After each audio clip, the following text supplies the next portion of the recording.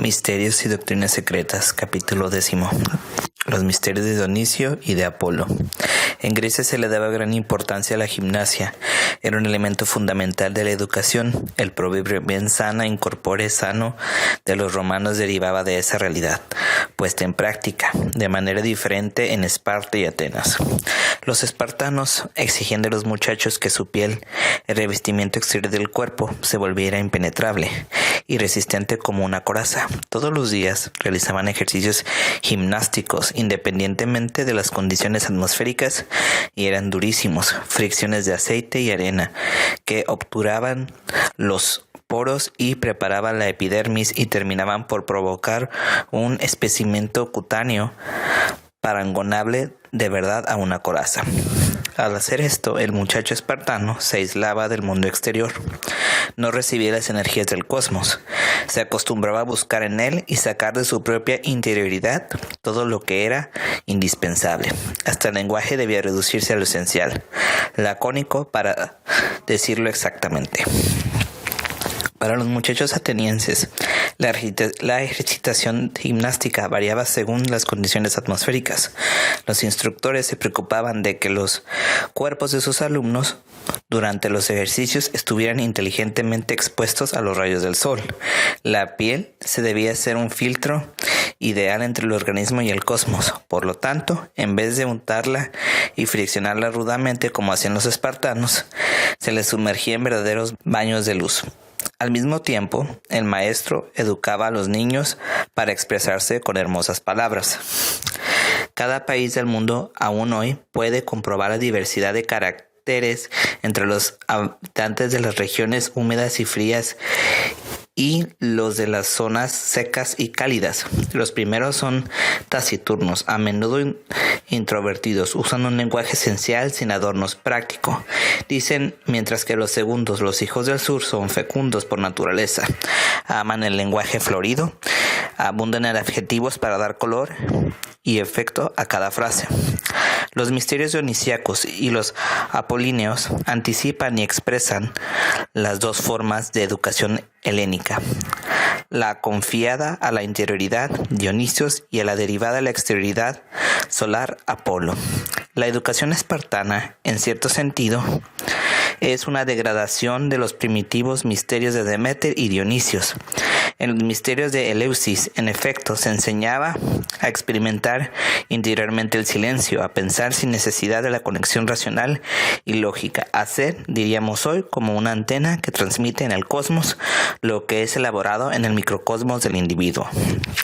La iniciación de los misterios de Eleusis consistía antes que nada en la representación de un drama mímico, actuado por los mismos iniciados, en los que el secreto o el arcano se traducía en gestos simbólicos, o sea, ocultado a la inteligencia del que no conocía el significado de estos gestos. Después de esta manifestación de los aspirantes, los maestros, a su vez, interpretaban para los discípulos la leyenda de las divinidades de los misterios, llegada hasta nosotros en el relato de Clemente Alejandrino, iniciado en esos ritos y luego convertido al cristianismo. Después de estas representaciones poético-simbólicas, los neófitos eran preparados para el encuentro con la gran revelación.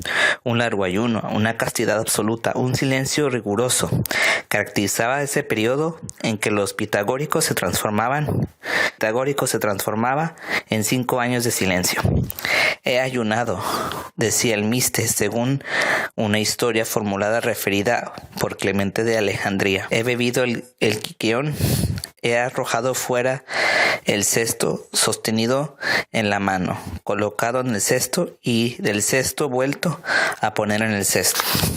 El objetivo sagrado y misterioso del teis, la representación estilizada de la vulva para simbolizar el misterio de la fecundidad y la generación universal.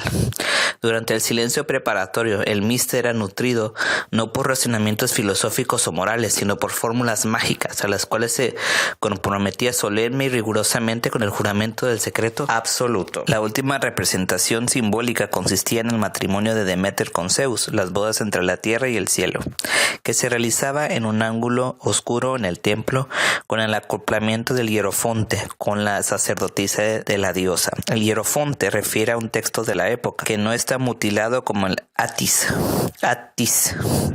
que se ha vuelto importante bebiendo cicuta para renunciar a toda unión carnal en el Eleusis. En la noche divina de los grandes misterios cumple el milagro gritando: la fuerte ha concebido de mí el fuerte. Y cómo no sospechar la existencia del misterio y aún profundo y no desvelado en este sacerdote que se ha reducido a la importancia para ser solo un instrumento de Zeus del cielo para ser fecundada Deméter, la tierra. Después de estas representaciones alegóricas como inmensos cuadros animados, el mister sabe, como dice Homero, que los que no conocen estas sagradas ceremonias y aquellos que han participado no tendrán el mismo destino después de la muerte en el reino de las sombras. Y Píndaro agrega: bienaventurado el que ha visto estas cosas antes de descender bajo la tierra, ha conocido el fin de la vida y su principio. Como conclusión, llegaba la prueba final. El sumo sacerdote ponía al iniciado en un estado de muerte aparente. Su cuerpo, si era necesario, se colocaba directamente en el sepulcro, y por un prodigio de altísima magia llamada también teurgia, su alma era llamada fuera del cuerpo físico para seguir a la del maestro en el reino de los muertos. Apariciones terroríficas este viaje, pruebas terribles, juicios de potencias infernales lo amenazaban hasta que el candidato llegaba a los valles celestiales iluminados por el sol. Recibió ropajes cándidos, entraba en el cortejo que seguía el Neumann y era conocido por los dioses como uno de ellos. Entonces el maestro en voz alta llamaba a la vida del discípulo. Las sustancias anímicas volvían al cuerpo físico, recuperaba los sentidos, pero la visión no se desvanecía con un sueño. Era y parecería para siempre una realidad sufrida y gozada. El míster moría para renacer, iniciado el que ha visto y sabe. Diferente era la preparación para los misterios solares de Éfeso y de Artemisa. El discípulo debía experimentar su propia respiración, el cambio entre lo externo y lo interno de su cuerpo, y sobre todo hacer resonar las palabras, aprender a pronunciarlas dándoselas cuenta de cada uno, no solo de la modulación fonética, sino de su transformación en calor y fluido. Al hacer resonar las palabras, el discípulo comprobaba que el aire que actuaba sobre las cuerdas vocales se transformaba en el elemento superior, o sea, en fuego, y percibía su calor derivado del movimiento de la ascensión de la palabra hacia la punta de la cabeza para transformarse en pensamiento. Al mismo tiempo experimentaba también el descenso de esa misma palabra, como un corrimiento o una destilación hacia abajo, convirtiéndose en un elemento fluido para depositarse en correspondencia con el plexo solar como sentimiento. La atención del discípulo se polarizaba en este fenómeno. Mientras tú hablas, de tu boca surgen en un fluido intermitente fuego y agua. El fuego no es más que la ascesis de la palabra hacia el pensamiento. El agua es el descenso de la palabra hacia el sentimiento. La atención del discípulo se polarizaba en este fenómeno. Mientras tú hablas, de tu boca surge un fluido determinante, fuego y agua. El fuego no es más que la ascesis de la palabra. También la gimnasia ateniense, en cierto sentido, era una degeneración de los antiguos misterios solares.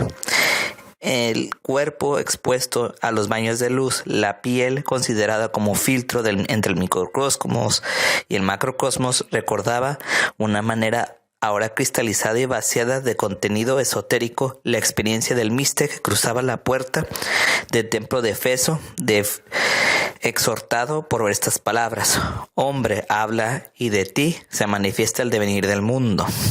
El exdiscípulo solar llegaba de a poco a sentir el propio cuerpo como un envoltorio que encerraba el secreto del mundo.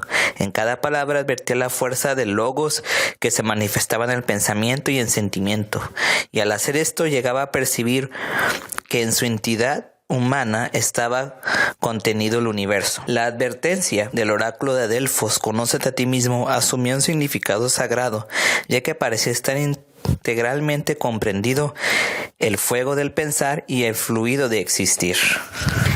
También en los templos de Éfeso, la iniciación en los misterios de Orfeo y de Artemisa concluía con la muerte aparente el viaje y las durísimas pruebas de ultratumba, la identificación del reconocimiento por parte de los dioses. En efecto, Proserpina corría al encuentro de ellos gritando: un dios te has convertido en un dios, hasta el despertar el reconocimiento consciente e inmune para siempre a cualquier duda.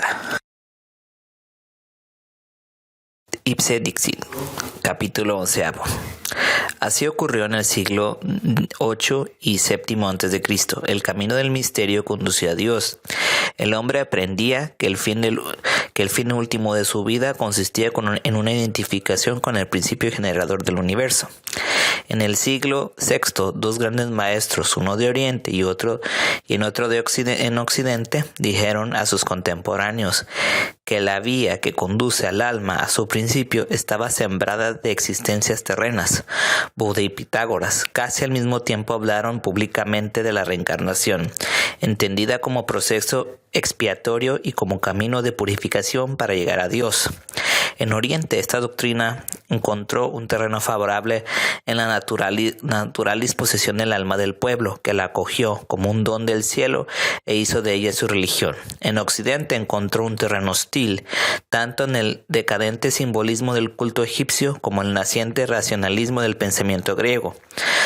Por eso se oculta en el secreto de una secta como un conocimiento prematuro y reservado a pocos privilegiados. Pitágoras, según el uso de los grandes maestros, nada dejó escrito, solo habló y dejó sus palabras llegaran hasta nosotros por vía indirecta a través de los discípulos. Pero ya en el siglo VI a.C., su figura se había vuelto legendaria.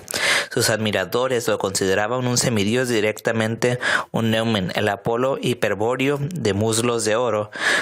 Heráclides, discípulo de Platón, que un día en Sicilia, el mago nórdico Avaris reconoció a Pitágoras, el dios del invisible templo entre las nubes, en el que ya había servido como sacerdote, se postró delante de él en presencia de discípulos íngaros, y el neumen, sonriendo con benevolencia, mostró a la vez el sello del muslo de oro para confirmar reconocimiento. Un hombre, un mito, señal de que el hombre tenía poderes extraordinarios. Era un mago, un bodhisattva, de ser el mayor matemático de todos los tiempos. Datos históricos que poseemos son escasos e inciertos. Solo sabemos que Pitágoras nació en Samos entre el 592 y el 572 a.C. y participó a un adolescente en la 68 Olimpiada, conquistando la palma de oro en el Puligato. Luego, según las biografías del Jámblico y Diógenes Laercio, fue a Egipto, donde permaneció largamente y fue iniciado en los misterios de Osiris, de Isis y de Horus. Cayó prisionero en Cambises y fue deportado a Babilonia. Tenía 56 años, precisan los biógrafos, cuando se volvió a Samos y abrió con éxito una escuela. Pero el tirano de Polícrates lo expulsó, y es así que en 1529 llega a Italia, a Crotona, seguido por un grupo de fieles donde fundó una comunidad que tomó su nombre. Esta confraternidad era al mismo tiempo una secta religiosa, una escuela filosófica y un partido político. Cuando se deshizo, quedó dividida en tres categorías de discípulos: los matemáticos o filósofos contemplativos del número divino o número de idea, los nomoletos o filósofos activos que dirigían las estructuras sociales y políticas de la confraternidad, y los políticos, que aún no habían alcanzado una suficiente pureza interior. Un curso preparatorio de 3 años, un noviciado, precedía a la admisión en el primer grado de iniciación, que duraba 5 años, al final de los cuales el aspirante, llamado también acusmático oidor se convertía en un verdadero discípulo digno de hablar con el maestro. 5 años de riguroso silencio, de audición exterior e interior, durante los cuales cada pregunta, cada dificultad, cada duda solo tiene una respuesta. Él lo ha dicho, ipse dixi. Él, el maestro, el divino, el inmortal. Escuela, confraternidad. Enseguida tuvo un gran éxito. Los aspirantes acudieron de todas partes y frente a la hostilidad de los habitantes de Crotona se apoderaron de la ciudad y de las tierras limítrofes por medio de las armas. Luego de Sibaris y de Metaponto, y pusieron al frente de cada ciudad a discípulos fieles e iluminados.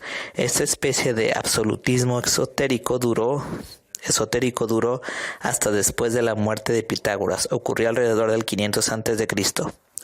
En 450, una serie de revueltas populares contra ese régimen demasiado aristocrático desarmó la liga construida entre las distintas ciudades, y la destrucción de Crotona y después el incendio de Metaponto marcaron el trágico fin de la escuela y de todos sus adeptos. Muy pocos de estos lograron evitar la hoguera y la represalia popular. Entre quienes se libraron se recuerda a Fililao de Crotona, a Lisias y a Arqueticas de Tarento. El primero se refugió en Siracusa, en donde fue acusado de haber vendido al tirano Dionisio los libros secretos de la doctrina pitagórica, que habían acabado después en manos de Platón. Lisias se estableció en Tebas, en casa de Epaminondas.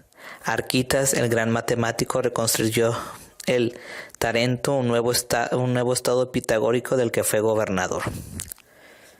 En consecuencia, Filolao habría sido el traidor del secreto y Platón el provincial divulgador de las enseñanzas del maestro. Los diálogos, por unánime juicio de sus contemporáneos, están colmados de pitagorismo en cada frase. El macro y el microcosmos, el mundo de las ideas y el ilusorio de la realidad, del metempsicosis o la transmigración de las almas a cuerpos o animales, la posibilidad de esos conceptos pitagóricos, verdades ocultas de la escuela iniciática de Crotona. En verdad, el cuerpo del hombre no es inmortal, escribe Platón. El bien y el mal no afectan sino al alma encarnada o desencarnada, y yo creo en la inmortalidad de que esta alma, que en el más allá es juzgada según sus méritos.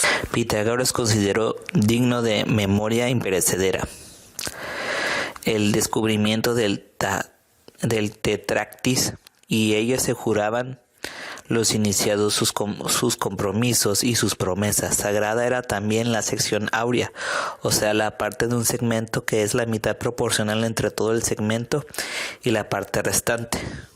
Junto con él el pentagrama o la estrella de 5 puntas, símbolo del hombre y signo del reconocimiento de los pitagóricos entre sí. Geometría o filosofía. La misma palabra filosofía se atribuye a Pitágoras, junto con la concepción del cosmos como orden. Del caos, a través de la creación, nace el orden. La palabra cosmos fue usada por primera vez por Pitágoras para significar el universo, sinónimo de armonía. También dice Platón en Georgias: los sabios dicen que la amistad, el orden, la razón y la justicia mantienen unidos el cielo y la tierra, los dioses y los hombres. Por eso llamaron este conjunto cosmos, o sea, el orden. El tetractis, definida como sagrada por el mismo Pitágoras, consistía en la progresión de los primeros 4 números, 1, 2, 3, 4. Considerados como cantidades individuales y como un conjunto. En suma, 1, 2, 3, 4 correspondía a 10, una década, símbolo del demiurgo. Por eso la tetractis tenía en sí también la cualidad trascendente de la década, además de su desarrollo triangular. El 1 correspondía al fuego, al espíritu creador. El 2 significaba el aire, la materia sutil. El 3 indicaba el agua, la unión del espíritu con la materia. El 4 era la tierra, la forma creada. El tetractis como conjunto, los 4 números, daba vida a las múltiples relaciones a las que sabiamente elegidas constituían constituían también los acordes musicales. El descubrimiento de las leyes acústicas se consideró una revelación divina. La tetractis llegó a identificarse con la armonía de las esferas, de las cuales las sirenas a la derecha de Platón eran el dulcísimo eco planetario. La armonía, en efecto, se consistía en la unidad del múltiplo y la concordia discordante. Por todas partes había oposiciones de elementos. La dramaticidad del dos, tan diferente de la pareja, también entre todas las partes hay armonía, ya que todo puede reducirse a número, y cada número es armonía, tanto en los pares como en los impares. Cuenta Jámblico: después de una larga enfermedad, atrapada en un viaje, un pitagórico murió en un albergue cuyo dueño, a causa de esa forzada postración, había tenido no pocos gastos y muchos problemas. El pitagórico, antes de expirar, fuera de la puerta después de su muerte. Así lo hizo. Mucho tiempo después, un pitagórico pasaba por ahí, vio ese símbolo y entró y le preguntó al dueño el nombre del que lo había hecho, y luego reembolsó generosamente todos los gastos efectuados. Ese símbolo era el pentagrama, el misterioso e inconfundible signo de la pentada humana. El pentagrama en el rostón de la Catedral de Artemis, Francia. Bueno, está el dibujo, pero aquí no lo puedo mostrar en el audio. Una vez alcanzado el grado iniciático de la pureza, los Pitágoras eran admitidos en la presencia del maestro. Escuchaban sus lecciones. La enseñanza consistía en una serie de comunicaciones sobre la realidad última de las cosas, consciente con la causa primera y con la gradual conciencia de la construcción física y anímica del hombre, habitante de la tierra, pero en esencia ciudadano del cosmos. El famoso mito de la caverna, narrado por Platón, con la pseudo-realidad de las sombras que se movían en el fondo por efecto de la luz colocada a espaldas del que mira, era una alegoría pitagórica y formaba parte de las enseñanzas esotéricas del maestro. Todos los discípulos observaban una regla severísima que prescribía una constante educación física y moral, ejercicios purificatorios y abluciones rituales, y en un complejo ceremonial de carácter psíquico constituido por la música, por la danza y por los perfumes, que desempeñaban una importante función catártica para armonizar y liberar los sentimientos. Una escrupulosa cura higiénica de toda la persona tenía valor terapéutico y simbólico. Los pitagóricos, tanto como en el falasterio como en las reuniones colegiales, vestían una larga túnica de lino blanco, como los sacerdotes de Isis. ¿Qué haces hoy?, se preguntaba, alzándose el discípulo diligente. Y en la noche, agrega el Jámblico, no dejaba de repasar todas las acciones, los golpes y las omisiones de la jornada. También los ejercicios mnemotécnicos formaban parte de la educación iniciática y consistían en el recitado oral y mímico de eufonías extraídas de los textos sagrados y de los poéticos. La cena se realizaba en común con libaciones votivas a base de zumos vegetales, y la comida consistía en pan, queso y verduras. Los pitagóricos no eran rigurosamente vegetarianos como los órficos, pero la única carne que tanto se admitía era de los animales destinados al sacrificio ritual.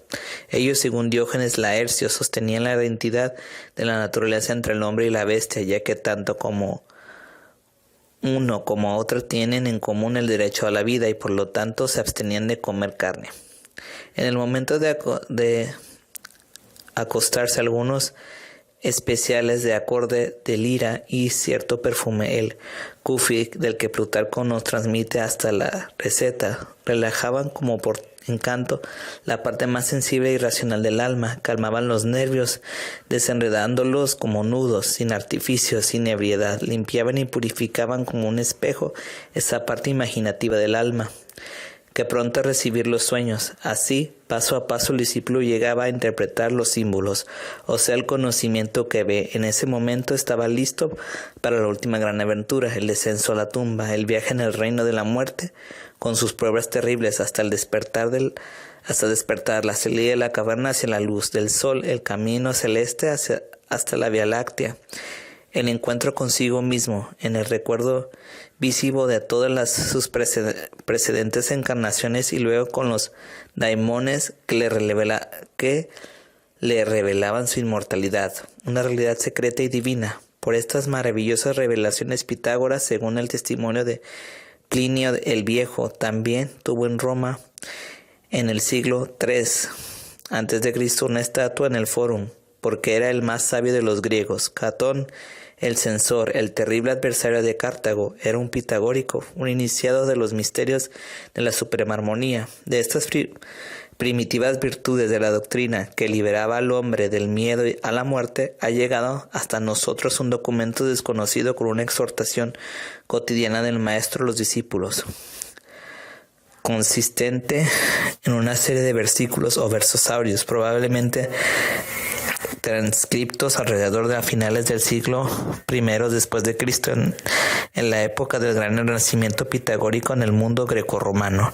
Estas palabras resumen toda la enseñanza de la escuela de Crotona, educan al discípulo en la tolerancia hacia los otros y en el rigor hacia sí mismo, para revelarle al final el gran arcano, su naturaleza inmortal. Los versosaurios. Los dioses antes que nada, los dioses que son inmortales. Honra y sé fiel al sagrado juramento, como lo quiere la ley. Venera además a los genios ocultos en tu rito cotidiano y a los preclaros héroes. Por tanto, a padre y madre honra y a ti y a todos tus parientes. En cuanto a los otros, amigo te sea aquel que en virtud se distingue. Habita en tu labio decir palabras gentiles, tu mano hacer obras útiles. No te encolerices y si a veces el amigo se mancha con golpes veniales, hasta que tú puedas, que el poder, recuerda, está cerca, bastante cerca de la necesidad. Y por una parte está bien que todo sea así, pero por la otra aprende a dominarte. En primer lugar el estómago, luego el sueño, luego el instinto sexual y la cólera que enceguece. Nunca hagas solo o junto con los otros nada vergonzoso y sobre todo ten siempre respeto de ti mismo. Trata de practicar la justicia con las palabras y con las acciones. Aprende a ser juicioso y razonable en todas las circunstancias de la vida. Pero sabe que la muerte es el destino de todos y diversa es la fortuna que tanto sube como baja. Los muchos sufrimientos que sufren los mortales por el hado que proviene de los dioses y tu mismo destino, soporta con paciencia. Más bien debes aprender a corregir el destino en lo que sea posible para ti. Repítete a menudo a ti mismo: el destino no puede infligir al hombre, si es justo, un trabajo excesivo. Muchas palabras pronuncian los hombres, buenos y malos. Ninguna de ellas te turbe, que no te afecte su influencia. Si alguna vez una mentira llega a tu oído, entonces tú, con mucha dulzura, cede.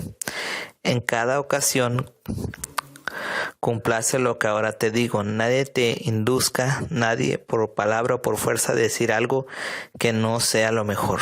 Antes de actuar, piensa, para no realizar actos absurdos. Es de débil adoptar palabras vanas y actuar sin sentido. Más bien, actúa sin tener que sentir más tarde arrepentimiento o remordimiento. No actuar, no hacer algo que no sepas, pero aprende lo necesario y tendrás días largos y felices. No te conviene descuidar el cuerpo, la salud del cuerpo, pero descubrir debes la justa medida en el alimento y en la bebida, como en el ejercicio de los miembros. Llamo así justa medida a aquella que para ti nunca será causa de daño.